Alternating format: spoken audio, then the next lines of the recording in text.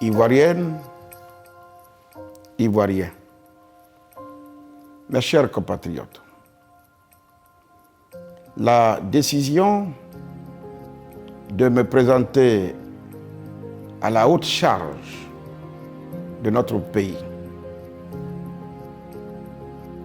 le fruit d'une conviction intime et profonde, d'un sens élevé de l'histoire et d'une conscience aiguë des temps qui sont les nôtres.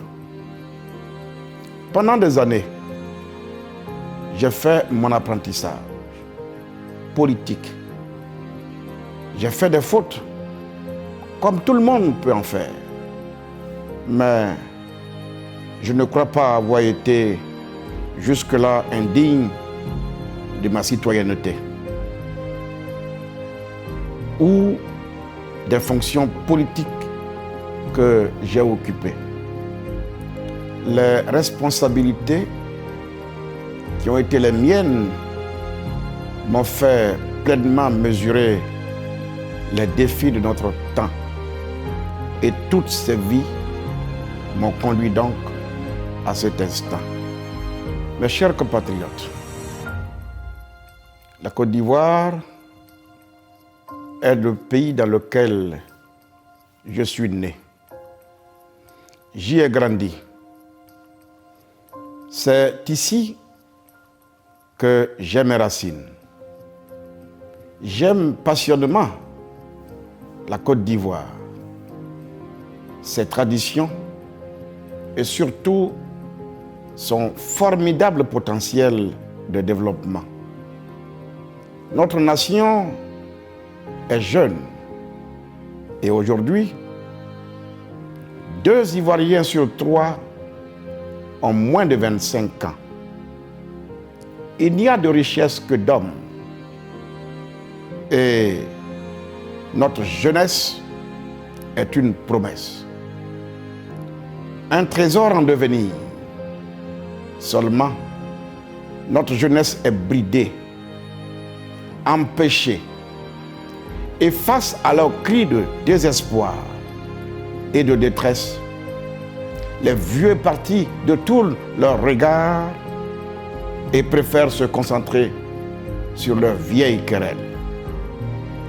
La jeunesse est l'avenir de notre nation, celle par qui notre pays se relèvera.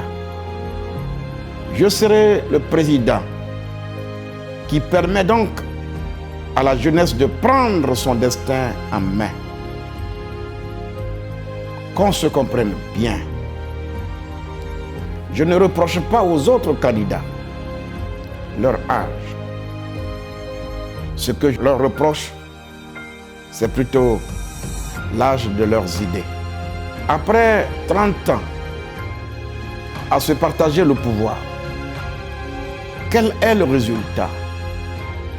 Qu'ont-ils fait de l'héritage du président Félix Houphouët-Boigny? En quoi ont-ils poursuivi le développement du pays? Leur incompétence n'a que trop duré. Il est donc urgent de reprendre la main. Oui, le temps presse.